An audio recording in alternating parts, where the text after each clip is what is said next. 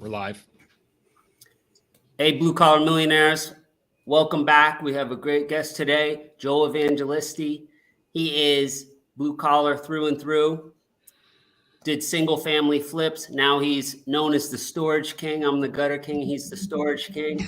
Joe, thanks for coming on and tell us how you got that name. I like the Storage King, man. I used to be the Flip King. I went by that for a long time, but no one's called me the Storage King yet. Hopefully one day. Yeah, man, I appreciate you guys having me on. Yeah, you're right, Kevin. I was always been blue collar, man. I grew up in a household where my dad was the only entrepreneur of our family, first entrepreneur of our family, but he was a drywall contractor, right? So, I was really young. My parents were divorced when I was like 2, so all the nights and weekends I hung out with my dad, I was on a job site, right? Like, you were a free employee, working 7 days a week. Yeah, so I think I could tape a wall when I was like 10 years old. But yeah, man, I love being on here. I love, obviously your crowd, you're my people. And yeah, we've, slowly grown it up to develop in self-storage over 15 years. And it's been good. So happy to talk about it. What got you into storage? I love storage. I don't have much. Yeah. But when I look back 25, 30 years, because, having my companies and stuff, I had landscaping. I mean, I've spent hundreds of thousands of dollars on storage just to rent. Yeah. And every time I used to go in there, I'd pay these, especially when I had 3 or 4, like 10 by 30s. I'm like, I got to own this place. This is, and then they start charging you to park trucks and vans in the back. I mean, I was paying so much money. Tell us how you got into that and, everything about it. You're our favorite type of client. Yeah. So, one of mine, it actually starts a while back. So one of my original investors gave me a book that you guys probably heard of called The Blue Ocean Strategy back in the day. And so 4 or 5 years ago, we were getting really kind of fed up with the single family world, not because it wasn't a good business, but because it was super transactional, man. It was like when we were trying to scale that thing up, one of our last years, I think we did like 88 flips. And I remember my COO, who's now my business partner, we sat down at the end of the year and I was like, all right, dude, we did 88. What do you want to do next year? You want to do 100? Do you want to do 120? And he looked me dead in the eyes. He's like, I don't fucking want to do 88 ever again. Like, that was absolutely miserable. And he was right. And I was like, dude, you're right. And, we had 45, 50 employees at the time. I would what I would consider to be a terrible culture. And I always tell people, like, with an asterisk, like, I didn't have terrible people. I had great people. I was just not a great leader of 45 different people. And I kept like hiring people to solve problems, because we have money. So let's put some more people in the seats. And it just got to be like out of control and out, like hard to handle. And, we're doing houses in 4 different counties and, an hour driving distance in each direction. And it just wasn't a fun business. And it wasn't a culture I wanted to kind of scale anymore. Plus I knew there was a ceiling to it, I mean, like, how many are you going to do? 300, 400? Like, I mean, I don't know how you could do, more. So I started looking outside and I initially went to, our buddy, I think he just did an interview on here, Tim Bratz, at a Commercial Empire event, primarily talking about apartments. And I thought to myself, like, dude, that's the scalable method, right? I'm going to start doing multifamily. Maybe I'll develop multifamily. I'll find multifamily. And very quickly, I found that I was in the red ocean, right? I was the wrong side of the book. If you read the book, blue ocean, red ocean is like where all the sharks are feeding. Yep. Right. And this is 5 years ago, man. People were putting in 30, 40 LOIs to buy an apartment. Now there's 1,000 LOIs go in to buy an apartment. And, the best and final is the top 100 bids. It's crazy.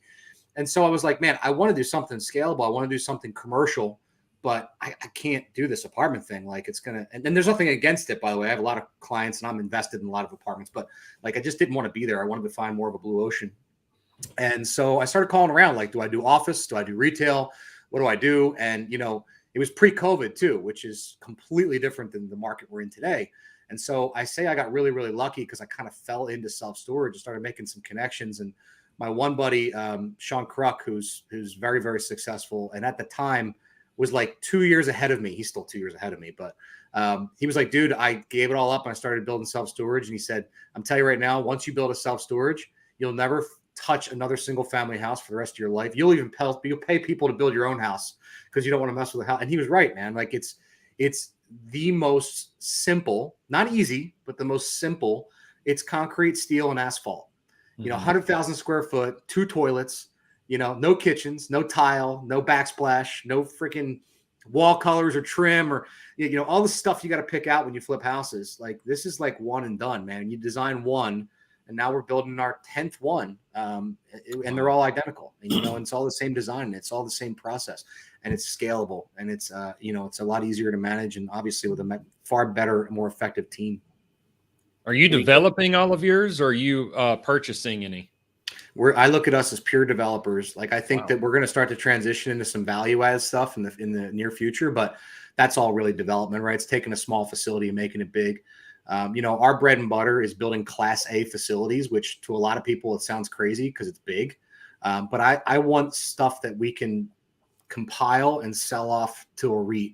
I want to get bought out in 10 years for $2 billion, from public storage. I don't want to, dip my toes in this thing and build small facilities that are, they don't transition as well. They don't transact as well because they're just not as desirable to the big boys. And so I want to be on the radar of the big boys when we go to sell off, one day. I love it. That's a great way to do the model. Talk about how your life has changed since you did this model. Because I was just talking about that in a video by the pool about how people, they don't really like reverse engineer how their life's going to look when they're doing all these transactions. Yeah. And I did the same thing. That's why I like simple stuff like gutter cleaning on big jobs that you do twice a year. And I started it in New Jersey, Joe. I mean, I'm still doing the same complexes in New Jersey, up in North and Central Jersey, that I was doing in 2001. That's awesome. There's no work to it. Guys go out. It's all different guys. It's the same system. And then you can go do whatever you want. But if I had to go out and find new jobs every time, it's a nightmare. Yeah. Yeah. And so you have two things. You're building this residual nonstop income. You have the same system over and over. It's just rinse and repeat. And then you have a major buyout at the end. It's so well thought out. But I just feel people do not do that. When you hear it right now, you're like, yeah, why wouldn't I do that? But they don't. Yeah. Yeah. I'm a big believer, Kevin, that everything happens at the right time, and we have to go through the evolution of challenges and problems and tribulations, and you have to figure it out. There's no better way than just to get in and figure it out. And I look back and I'm like, man, if I knew about self-storage 10 years ago, it wouldn't have worked for me. It wouldn't have been the right time. I wouldn't have been at that right place. I would have been, when we were doing the single family thing, HGTV was hot and flipping houses was sexy. And, there's all this angle around it. But one of the things that really kind of solidified our move a couple years ago is a good friend of mine now. I read his book. A guy named Judge Graham read this book called Scale with Speed. Right. And in the book, he basically says that there are three types of businesses. There are the business where you build it and it's you, and it's basically a high paying job. And one day you're just going to, going out of business sale, and you're going to close the curtains and you're going to walk away. There's the very similar type of family oriented business that you plan on, inheriting or disinheriting to your heirs one day. And maybe they're going to take over, or you're going to, and then the third one is you're going to build something to sell. And, when I started looking back and reflecting on the flipping business, I was like, man, I collected 100 or so homes, single family, nice houses over that 10-year period. But was I really building wealth? Dude, I mean, we were making all kinds of, my tax returns were like this. And I was like, dude, I'm always broke. I got no money. I don't know what the hell all this money's going, because there's just this revolving door. Right. But but to your point, we're building now $20 million Class A facilities with a couple $100,000 a year in NOI. And that's after refi, and that's after tax proceeds, and all these benefits of doing bigger stuff. You know what I mean? I could never see myself doing that in the single family world at a high level. And really the bigger benefit of the whole thing, and this is why we call our company Legacy Developers, is I'm building legacy for our teams, right? I'm building almost every person on my team, or I should say every person on my team either is bonused at a deal, or they have equity in a deal, or they have both. So we're building millionaires with us. It's not just Joe getting rich because I'm flipping hundreds of houses. My goal is to have 20 or 30 or 40 people make $1 million or more over the course of the next decade. And it's easily attainable. I mean, I have two guys that have crossed they're at $900,000 net worth in 18 months. So I have no doubt that we're going to create a lot of millionaires. And to me, it's not about the money. It's about what these guys can use as a tool, and what they can do for their families, and the education they can give their kids, and all that kind of good stuff. That's the real reward to me. We're gonna create $1 billion portfolio, and I'm gonna get really wealthy in the process. But so are my people. Can you talk about your team and what that looks like? And dive in a little more on the compensation because that's interesting. we all know Mark Evans, and I've heard him several times say, you know what, you don't get top players because you pay shit. No. And No. I find that very interesting when I talk to very successful people about how they structure their pay and the fact that they've got a dream big enough that it can include those top A players to help them build it. Well, let's talk about that for a second because I coach on this a lot. Being a visionary, owning a business, you know, what do you hear business owners complain about the most? It's like, man, if I teach somebody how to do it, they're just going to go do it on their own. They're going to steal it from me, or, you know, these people are trash and they don't work hard enough. And dude, it all comes down to one thing, guys, and that is passion, right? If people aren't doing what they're passionate about, they ought not be doing it.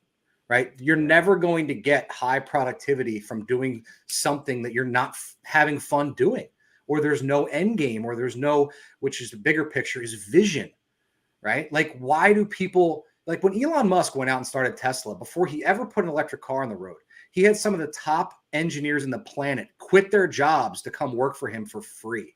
Like, I don't think a lot of people realize that. Insane. But why did that happen? It's because of his vision, right? Like, he's like, we're going to Mars.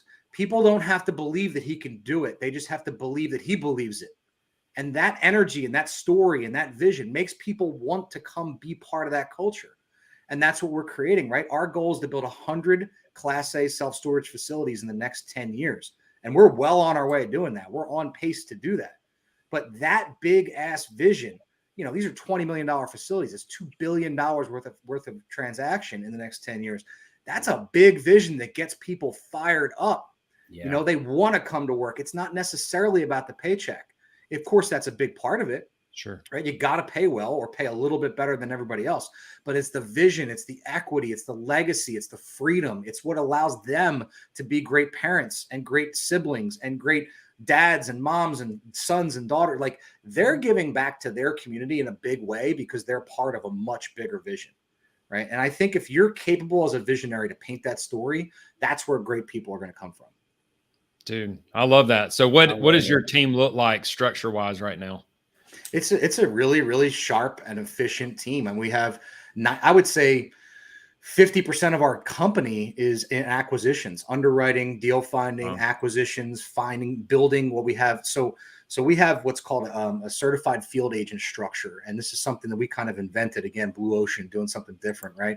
I came up with, hey, how do I train bird dogs effectively to find us deals off market, right? But also make sure that they're super well compensated and that they get part of the deal. And so very early on, we said to these guys, look, we're going to give you a percentage of the acquisitions fee and a percentage of equity, which generally works out to be about 5% of both, right? And we've had now 5 people in the last 12 months make both of that, which equates to somewhere between $35,000 and $50,000 cash and $200,000 and $300,000 in equity, right? For finding a deal.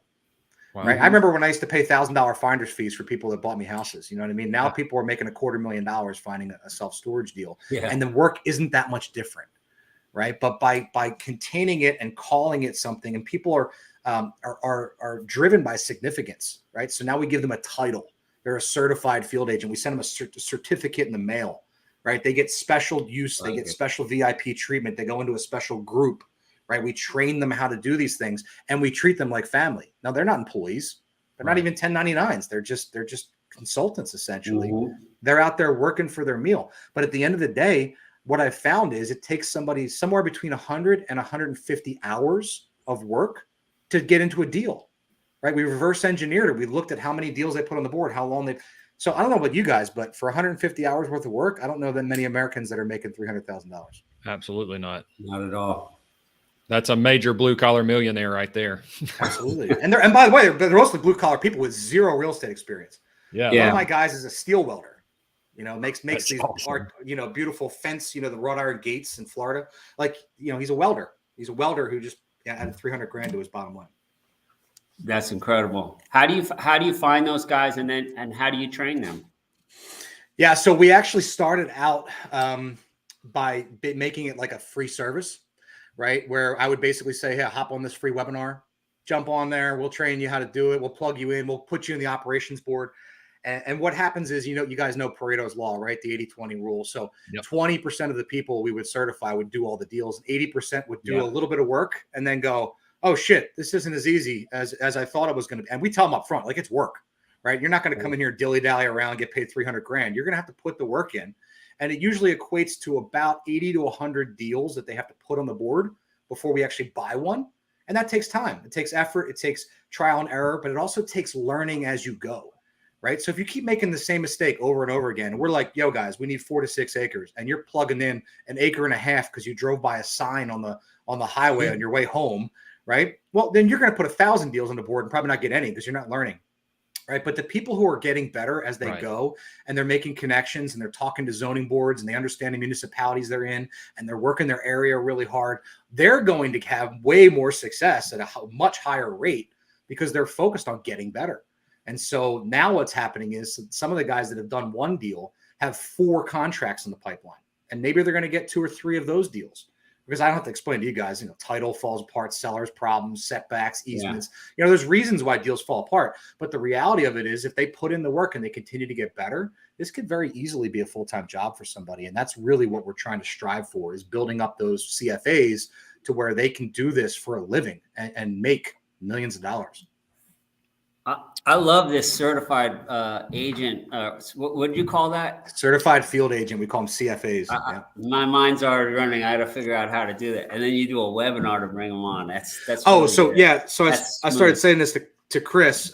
It was a free service, right? But what we found was really low stick rate because it's free. So literally starting, I think, the September 19th, which I think might be next Monday, we start a 6-week training course. I think we're charging like $995 for it, like $1,000. But they're going to get 6 weeks of live training with me to go through the whole process. Plus, they get quizzed after every training, and then there's a separate live Q&A like Thursday afternoon. So they get 2 full trainings a week, and then they get certified. And then they have buy-in, right? So now it's like, I'm not just, it's a free thing, I'm not going to hop on this week. It's like, no, I paid for it. I'm going to watch each and every one. I'm going to pass the quiz. I'm going to get certified. And that's going to, in my opinion, $1,000 is not a lot of money, but it's enough to make people pay attention, right? It's like going and taking a community college course, like, paid for it. You're going to show up, you're going to do it. I think we're going to get way better traction just by charging that nominal fee to get people on board. I agree. People who pay attention. 100%. And they show up. Hey, somebody said I live a few minutes from your Northridge, Ohio project. That's a great location. Area has a big need for storage. So how do you pick the areas? That's always one thing that I'm curious about, especially building new. Like, how do you, I'm sure you have all the data and you do the research, but I mean, you're building massive places. How do you know that demand is there? You want me to give you the secret sauce right now? Yeah. This is what people pay me lots and lots of money for, right? This is a rule that you guys should write this down. It's called the 60-60-20-3 rule. 60/60/20/3. Now, keep in mind, this works for us. Okay. So like, again, there are people out there, they're buying 20,000 square foot sites. This is a completely different thing. This is for Class A, 80 to 120,000 square foot sites. That's where these numbers work. And what they break down to is this. In a 3-mile radius, that's the 3, right? So you can literally take your property, you can plug it in on Google Maps, you can do a radius search, you can search self-storage in the area, right? What you have to have in a 3-mile radius is roughly $60,000 median income, 60,000 people in a 3-mile radius, and that 20 stands for $20 a foot. So what that breaks down to is, if I look at the competitor's website, and I see what a 10 by 10 unit is renting for climate control, that unit has to be roughly $165 a month to be getting $20 a foot, right? Over the course of the year. So it's the average of the year. So it's 60-60-23 in a 3-mile radius. I got to have 60,000 income, 60,000 people, and $20 a square foot on a competitive climate controlled 10 by 10. And when those numbers come together, that's like our rough look at a deal. Like, if I look at a deal and those 4 things are close, well, now I can start looking at what's the competitive nature of the area, how many per capita square foot is being built, how much is under construction, how much is being permitted right now, like what's the competition look like. It's a very competition based business. But here's the thing, guys, I just did a post this morning. Actually, I just shared this, and we just did our live summit last week. We were talking about this. It's a $50 billion industry right now. That's income. That's driven, like rents. Yeah. They expect it to be 80 billion in the next 10 years. That means it's almost going to double in the next decade. And people are like, wow, isn't there enough self-storage? I see it everywhere. There's not, right? We're at 95% occupancy on average.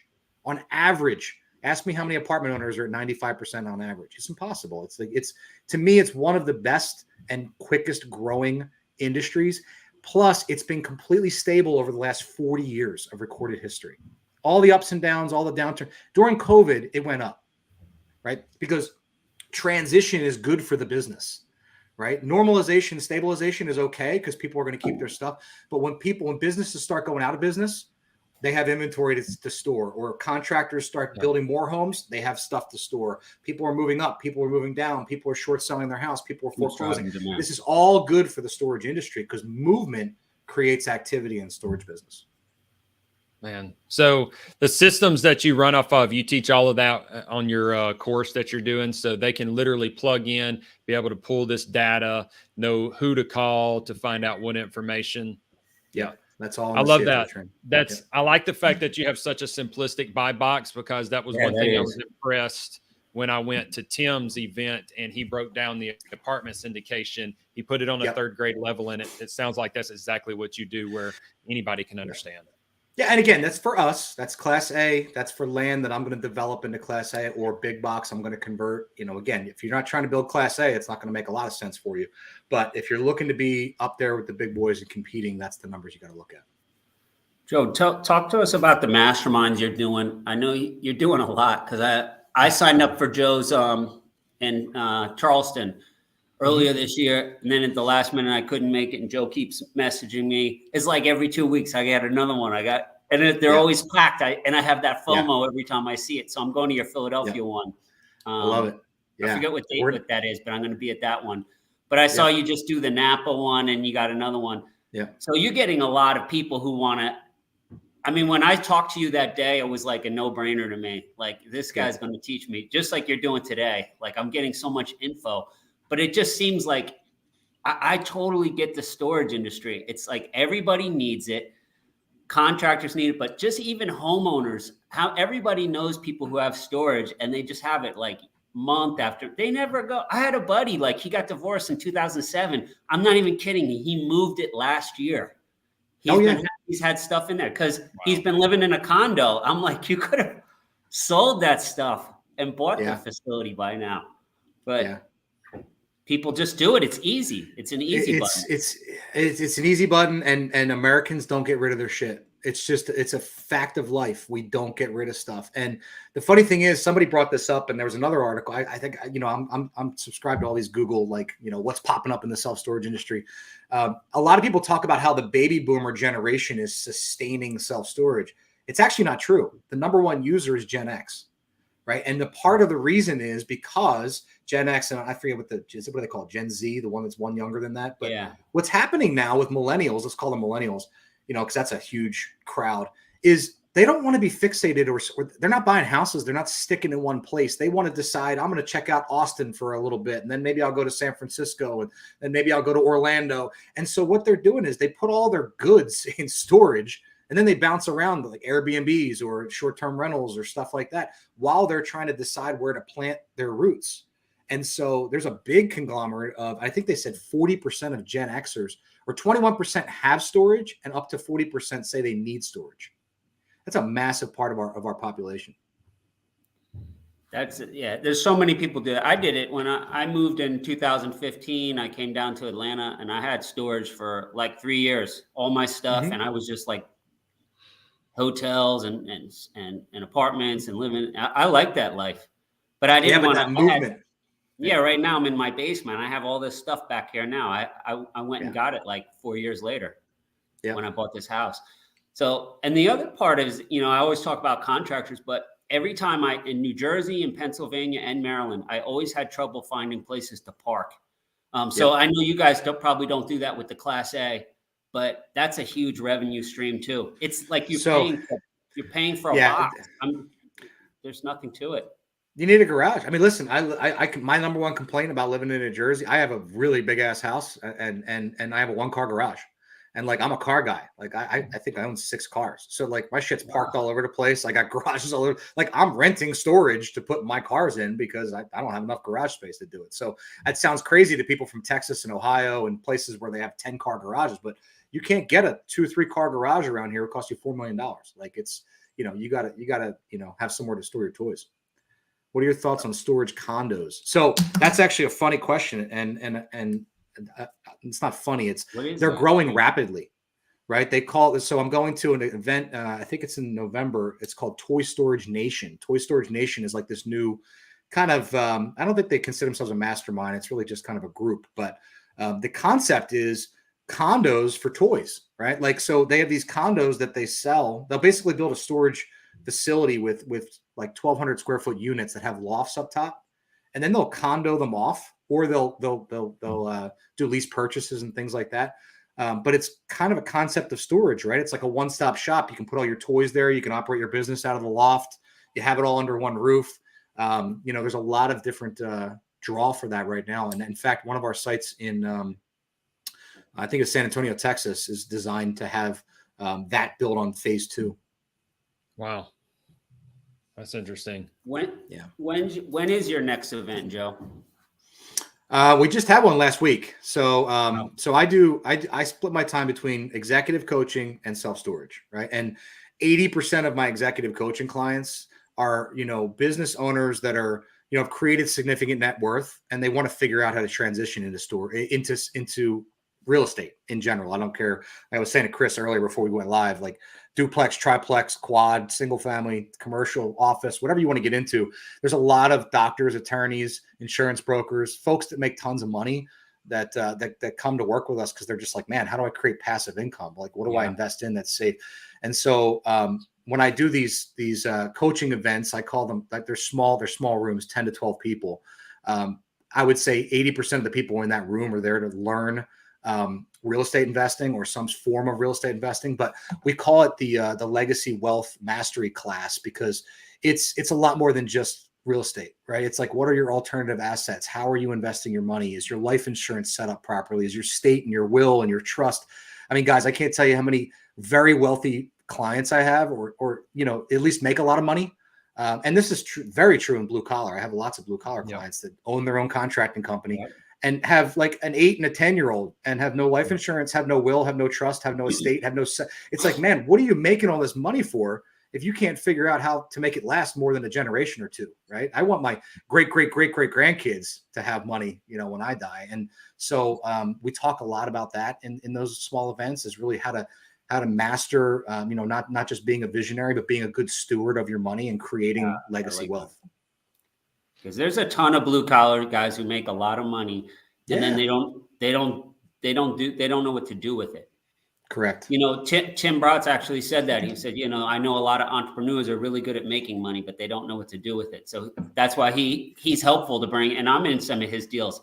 It is like, I used to sit on a lot of cash. Yeah. Because you're used to like turning it and making more money, and that's your thing.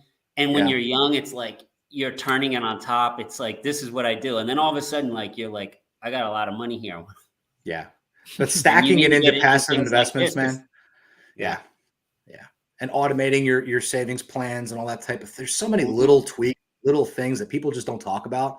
And then they wonder, like, oh shit, 10 years just went by and I'm not any wealthier than I was a decade ago, but I made all this money. It's like, well, where's it at? Well, you got to be, disciplined and regimented about what you do with it and how you invest it, and, ultimately where it goes and how it pays you back.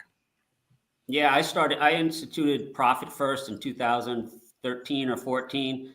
That was a game changer for me. Yeah. It's like, it's so easy. But there's no way I would have the same amount accumulated had I not done that. It just won't happen if it's not automatic. But Kevin, isn't it all like limiting beliefs, right? Like, it's amazing how when you start, you're like, I can't let go of $1,000 a month. I'll be bankrupt. And then next thing you know, 5 years later, you're like, 10 grand a month goes out of my account, or it's 20 or it's 30, whatever it is. You got to start somewhere. That's why I tell people, like, if you're not capable of saving 10% of $100, you're not going to have 10% of $10 million.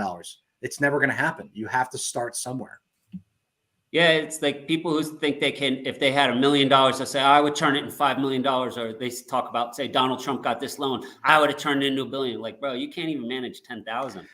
There's a reason that 95% of lottery winners are broke in 2 years.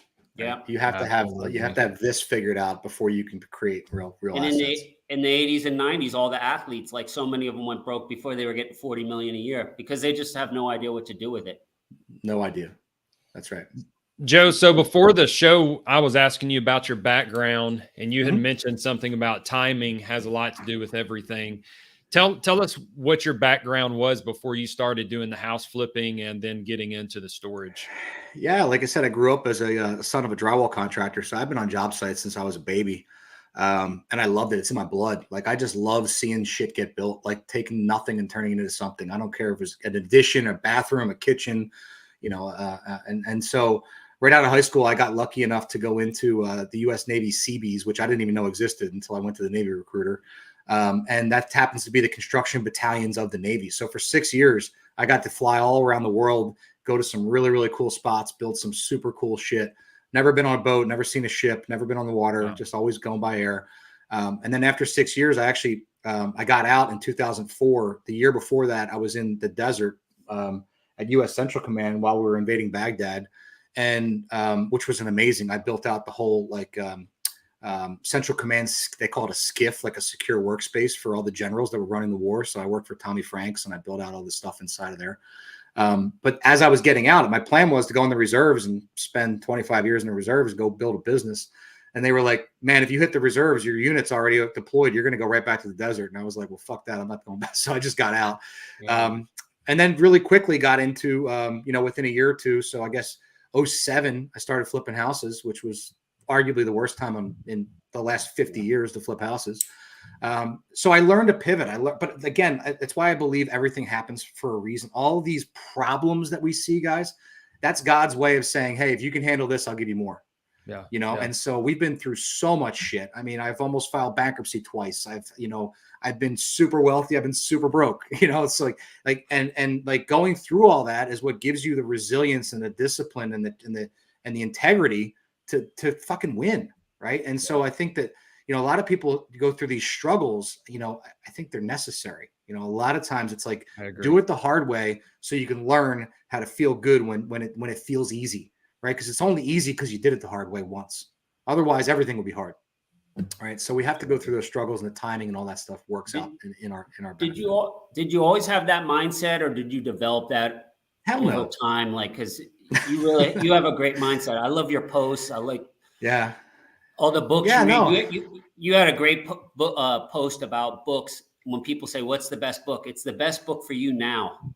100%. That hit. I was like, people always ask me, "What's the best book?" I don't know how to answer that, because it's like the best book for you now is the best way to say it. Yeah.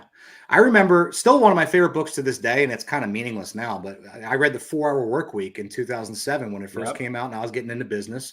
And I thought, damn, I got to find a way to leverage resources, leverage people, leverage VAs. I mean, I've had a VA working for me since 2007, same guy. I've had dozens of VAs since then, but I think that mindset has to click when you need it. I remember Evans told me to read the book Traction, and I was like, yeah, whatever, man. And like 2 years later, I read it. I was like, holy shit, that book's amazing. He's like, you dumbass. I told you to read that 2 years ago. It wasn't impactful for me 2 years ago. Now it changed my life. So, you have to be in the right position to hear or listen or read the thing that clicks. Otherwise, it's meaningless to you. Yeah. So you always been a reader. Is that what kind of always formed your mindset? Or was it like some masterminds or something that happened?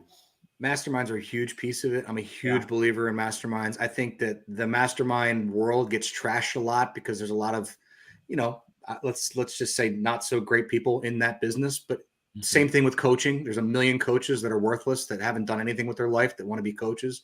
I feel like if you get in the right room with the right mentor and surround yourself with the right tribe of people, it's limitless. Yeah. I mean, we just got back from the summit last week. It's our first live summit that we did. I got 2 guys in that room that have never touched a commercial asset that are buying $10 million development deals this week. Like, that's life-changing for them. It's life-changing for their family. And, not to say that we did all the work, but we gave them the leg up. We gave them the connections. We helped them raise the money. We told them where how to paper it together and create a syndication. And, like, to me, you're buying time back. Those guys are super capable. They could have figured that shit out just like I did, but it might've taken them 3 years, 4 years, 5 years. These guys have been in the group for 5 months, so you just, that's why I call it turning it decades into days. Right. I just condensed 5 years of learning into 5 months for these guys so they can go out and do their first Class A facility. It took us 3 years to do our first one.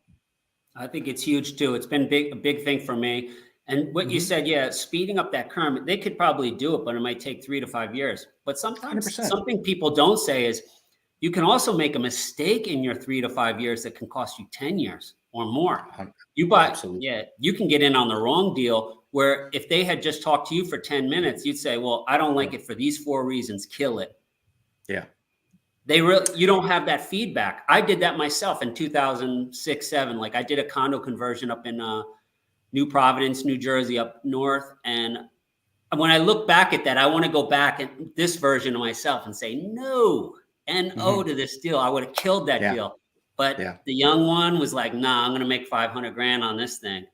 You couldn't tell me anything. And the people around me didn't know either. It's so funny because a lot of podcasters will say like, oh, go back to 18-year-old Joe. What would you tell him that would change the... I was like, you can't tell that son of a bitch anything. You ain't telling 18-year-old Joe shit because he knew everything. Right. And so I don't care who you were. You could have came from heaven and gave me a message. I would have been like, yeah, whatever, man. I'm doing it my way. Like there is like, so again, I've learned as I grew. I'm still learning every freaking day. I mean, I run a mastermind with 100 people doing self-storage development. I am not the smartest guy in that room. Right. Yeah. But the point is that I'm going to learn, I'm going to grow, and I'm going to contribute every bit of value I can. And then, my hopes to get it back in return. How do you get past that imposter syndrome by, with you being a coach and you say you're learning every day? Because even me personally, I'll deal with that when people ask me about advice, even doing this Facebook group. I'm like, well, I'm not far enough to be coaching, but yet there's still a lot of experience that should be shared at this point in my journey. So talk to me about... You guys are asking great questions. All right. So here's the thing. I say this all the time. You don't have to be a 10 to teach a 2. Right? Everybody thinks that you have to be a fucking expert in everything before you impart that information on other people. Okay? So that's number one. Just understand that if you're a 4, there's a 2 that's looking for a hand up, and they're looking to get to a 4 level. You don't have to be a billionaire to teach someone how to make $1 million. Right? I was teaching people how to... I've had clients with way more success than me. Like I've coached people worth hundreds of millions of dollars, and I will get there. But what they're looking for at that time is vulnerability. They're looking for something they don't know. So the second piece to that puzzle, Chris, would be just admit it. Just admit that you're not the smartest guy in the room. People want to see that you're humble, that you're approachable, that you're vulnerable. Right? Think about some of the people. Like, I don't know if you guys are fans of Sean Whalen. He's a good friend of mine. Lions Not Sheep. Yeah. That dude tells his story, good, bad, or indifferent. When he's getting shit on, he's telling a story. When he's having a great week, he's telling a story. When he's in his Lambo, he's telling a story. When he goes through his divorce, he tells his story. When he went through bankruptcy, he tells the story. It's vulnerable. Right? You don't think he started Lions Not Sheep and had 5,000 coaching clients in a month. It's been doing it for 10 years. He's been telling his story. I remember being on a yacht with him and DM 6-7 years ago when Lions Not Sheep was on its first call. I think there was 20 people on the phone. And all he did was get on the yacht and tell his story. He did a great job with the tag and what happened with that. I watched this whole thing. It was so authentic. He just told the story. He didn't try to talk for other people how they want to talk. He just does what he does. We saw him speak. Chris and I don't know him, but we saw him speak at Mark's event in Cleveland. It was killer. Great dude. Dude. Yeah. Great dude. And like you said, when you're authentic, again, people don't have to believe that you're capable of doing they have to believe that you believe it. Right. And when you listen to him and you watch him and he says, I'm going to hit $100 million in t-shirt sales next year, you're like, this motherfucker believes that. Like, I think he's going to do it. Like, I don't even know if it's possible. How many t-shirts you have to sell to make $100 million? Yeah. I believe he'll do it because I believe that he has the faith in himself to do it. And that's what people truly want. Right. That's what investors want to back. That's what people want to be in the same room. That's where, again, that's the energy that you give out. You're getting that shit in return. So if you don't believe your own shit, right? How do you expect anyone else to believe it? So going back to your point, Chris, be vulnerable, right? Just be vulnerable. Hey, man, I'm teaching this mastermind last week in front of a room of 65 people, and there are half the room owns more self-storage than I do. Right. But I don't act like I don't act like I'm the biggest investor in the room. I just act like I know I can make connections and put good people in the room. You know what I mean? I love that. I think so. Something I've learned, I'm 38 this year in October, and I've learned that confidence sells.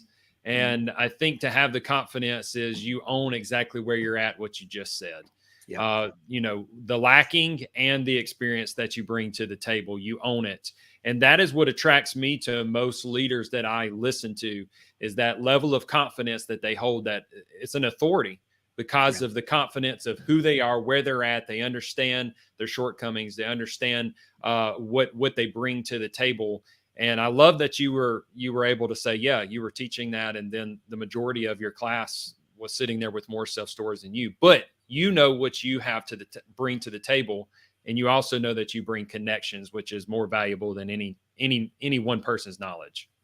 Yeah, listen, guys. I mean, you are more capable. You are stronger. You are smarter. You have more connections than you think. And I know that because I'm talking to myself. Right. When I'm in the room talking to people like that, I'm talking to myself. Right. And so, like, I know all these people that are in that room, their limiting self-beliefs is the only thing limiting them from their success. Right. Because I'm in the same boat. Strong, man. Yeah. You really articulated that well. And you know, one thing with I wanted to get on kind of how you raise money and how you met Dana and all that stuff. But that's a perfect segue, because I get messages from people like, hey, they'll talk about the return. I don't even know them on a chat or something.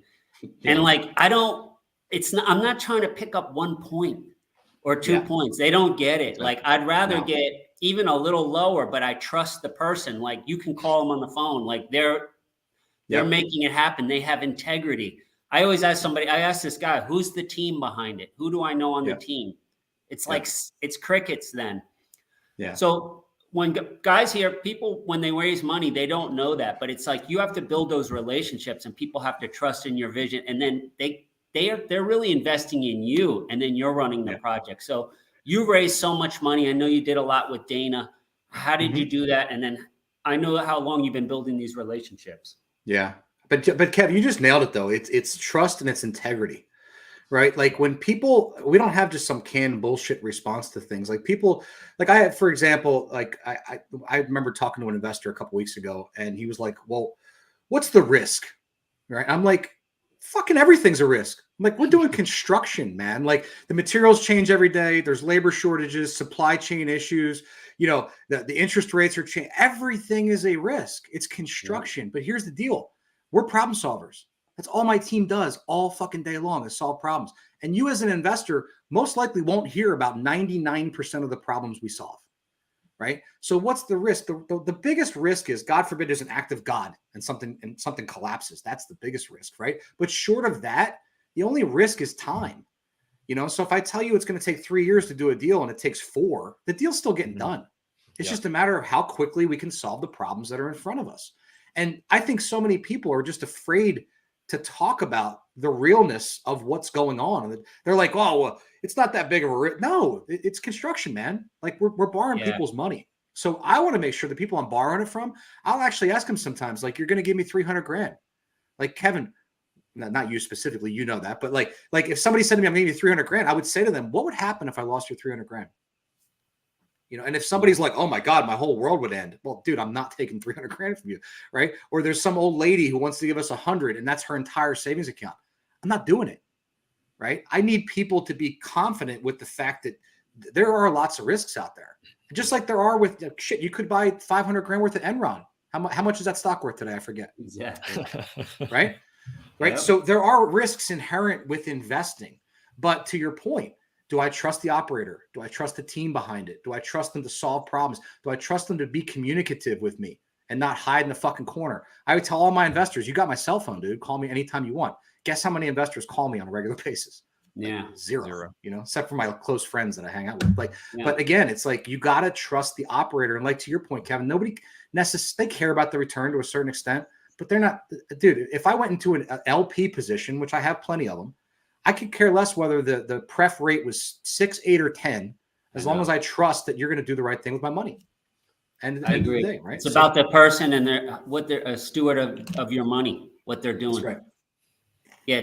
Don't tell me about the 25%. And I don't, it's all good. Look, if you do a good job, you should be kicking back 20% or 25, whatever, right? But sometimes you don't, and it's 12. You can't guarantee it. That's the thing about life. You can make that, but there's risk to it. And a lot of times guys talk like there's no way you can lose. There's no way you can lose. It happens. Complete bullshit. I don't think that's talked about nearly enough. How many times have you invested 20 grand or 50 grand or 100 grand in some harebrained idea or a marketing plan or a lead gen campaign, or you gave it to your buddy and you never got it back? As wealthy people, like, we're always putting money to work. There are times that shit doesn't come back. Absolutely. Right. So we got to make sure that, we're making more good moves than we're making bad. This is great stuff today, Joe. Joe, tell me. I appreciate it. Yeah. What's the book? I'm going to read this book. I never read Blue Ocean. Who's this by? You know what? I think it's over here. I don't know. Google there's actually there's 3 or 4 versions of it now. There's updated and abridged versions, but yeah, check out the Blue Ocean strategy. You will Google. I basically gave you most of the concept. The concept is go create. You want to be the shark that's out there, the great white in the middle of the Pacific, where it's just you and your prey, and you're not worrying about. I don't worry at all about competition, but I also don't want to be in an industry where I have to constantly worry about competition. You know what I mean? Like, we're very rarely in a best and final for a piece of dirt. We're doing something completely different on the acquisitions process than I think most. In fact, I know most people, because I know a lot of the bigger players in the business, and they look at us and they're like, "How the hell are you doing? Like, what are you doing?" And then I tell them, they're like, "Man, I've never heard of that before." So that's Blue Ocean, right? Do it your own way. Stop looking at what everyone else is doing. Like, I love your example, Kevin. You're 20 years deep on some of these contracts because people won't think about doing it that way. That's Blue Ocean. Yeah. Yeah. That's why it hit home for me. I love it. Yeah. And the red ocean in that is there's so many blue collar guys. They're fighting over like crumbs on little houses and stuff. And I stay over in this other the bigger commercial jobs. There's they have to get 3 proposals, and a lot of managers I can't get any other ones. Yeah. I don't even understand that, but people talk themselves out of it. But as they're not differentiating themselves, right? Like, what makes them better? There are people that will trust a name. They'll pay twice as much to get their gutters cleaned because they see the trucks all over the road, right? Absolutely. That's Blue Ocean. It's what am I projected value to my client? And they'll pay guys, we pay shit. I'm wearing a Rolex, right? We pay premiums for shit. This watch costs as much as a Timex to make, right? Yep. Why do people do this? It's because of the perceived value of the thing, whether it's a service, a product, a person, whatever it is you're dealing with. And so when you can create a better perceived value, you can make more money. That's Joe. That's so true. That's one of our big things when we take on association. We tell them, if you call us, we will pick up the phone, or we will contact you that day, whatever issue is, and we'll take care of it. I even tell people, if you're not happy, I will void the invoice. I guarantee you'll be happy. Unheard of. Who's doing that? Dude. Yeah. Unheard I mean, I do that less. Blue collar. Is he kidding? Yeah. It never happens. Never. You're just putting it out there. But I've had people say, "Really? You would? It's like $4,000." I say, "Yeah. If you're not happy, I'll just void it. It's nothing." Yeah, but the truth is, you never have to because of the integrity, right? Yeah. When people come to my events, it's $5,000. I tell them flat out, if you don't get 50 grand, a 500 grand worth of value, I'll give you your money back. Guess how many times I've given people their money back in 12 years? Fucking zero, right? Yeah. Because I'm that confident that my process and my product works. Right? If you guys are blue collar, I don't care what you're doing. You're a paint contractor, a landscaper, or a drywall contractor. If you can create that type of money back guarantee, you're gonna attract a lot more better clients most of the time because they are paying a premium. Absolutely. Chris, I have one more question. I wanted just to segue into your coaching. Mm-hmm. How do you kind of split time with that? You do executive coaching. How does that business look? That's a really interesting business that people ask me about. Chris and I are that's kind of what this is going to turn into. Yeah. Yeah. Well, I mean, listen, I think that there's a lot that goes into that, but I'm lucky in the fact that I have highly automated teams. Like, people don't really believe me, but we have an L10 meeting, which I pulled right out of Traction, EOS, Entrepreneur's Operating System. And really, Legacy as a business, I'm on a call. Actually, I just got the call. It's Tuesday mornings at 9:30. So for an hour, I meet with my team every week, and I really don't have to engage with them very much. So the rest of the time I'm working on how do we create better processes for our clients, for our mastermind people, for my coaching clients. How do I make the events better and better every time? How do I create a better process to make it easier for them to access the knowledge library and get the answers to their questions and build a good community? Like, that's where my head is at most of the time. And it's not, it's selfish, because a lot of those people that are in that mastermind, we're going to do deals with. We're going to joint venture. We're going to help them fund a deal. We're going to get involved somehow.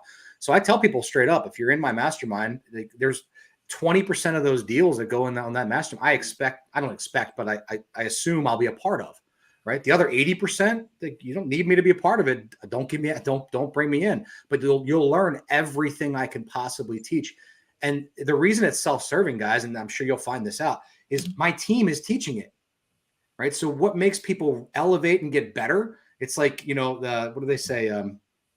Well, there's an old saying, if you know how to do it, you do it. If those who don't teach, but that's not the truth. A lot of times is when the people that are teaching you, they're learning as they go. So I have my acquisitions guy doing a live training every week. Yeah. He's getting Q&A. He's getting answers. He's getting questions he never thought about. And he's like, oh shit, I got to find a way to answer this for you today or later on.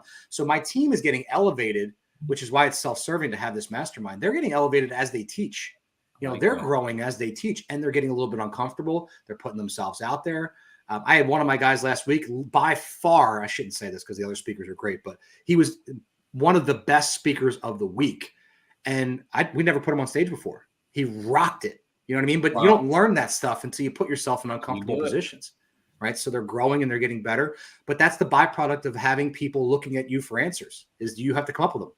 And you can't bullshit your way out of an answer when someone's doing a $20 million facility, right? You got to find the right answer for them. I totally agree with that. When I have my, when I'm training my foreman and project managers or anybody in my company, I ask them, repeat it back to me how you're going to process this, because if you can explain it, then you know your stuff. That's and it. You will find the gaps in your understanding when you have to explain it to someone else. Yeah. The first rule of legacy builder coaching is if I teach it to you, you have to reteach it. Yep. Right? Nothing sticks like reteaching it. I don't care if it's your kid, your wife, your coworker, your partner. If I teach you a thing, that's your homework for the week. Find somebody, find somebody in Starbucks and teach them, because when you reteach it, it sinks in, it becomes part of it. That's great, Joe. We're going to put all your links in there in the Facebook thing. But so which things do you have? I know you have the mastermind. Do you have a monthly thing? I know you have a storage Facebook group. Can you tell us kind of what you have? And then. Yeah. So, I mean, really anything storage related, the best way to get there is, Dana and I wrote a book. It's called The Legacy Wealth Blueprint. They can go to legacywealthblueprintbook.com. And it's a free plus shipping. It's $7. You pay $7, you get the book. Then you kind of get into our campaign. We're doing a lot of free education. We're sending people to the Facebook group. They get put in kind of our circle. And again, if you buy the book and you get a lot out of it and you never engage with us, that's awesome. But if you want the next level, the CFA training's available after the book, and then the mastermind's available, and then the destination groups and all that are available. So the book lead in is really our best way to get people into our sphere, into our circle. That's awesome. Joe, thanks so much for coming on. You gave so much info today. Yeah, I appreciate you guys having me. Do you remember when the the date on that? I'll have to look it up, but I'm going to see you there. I'll message you when I get done. I think it's November 4th, like 14th, 15th, something like that. It's that second or third week, but I'll message you with the dates. They're on my site right now. So I'm looking forward to it. Yeah, I need definitely. some storage. All right. Sounds good. All right, appreciate you guys. So much Great to get to know you, man. Thank you. All right. That was awesome.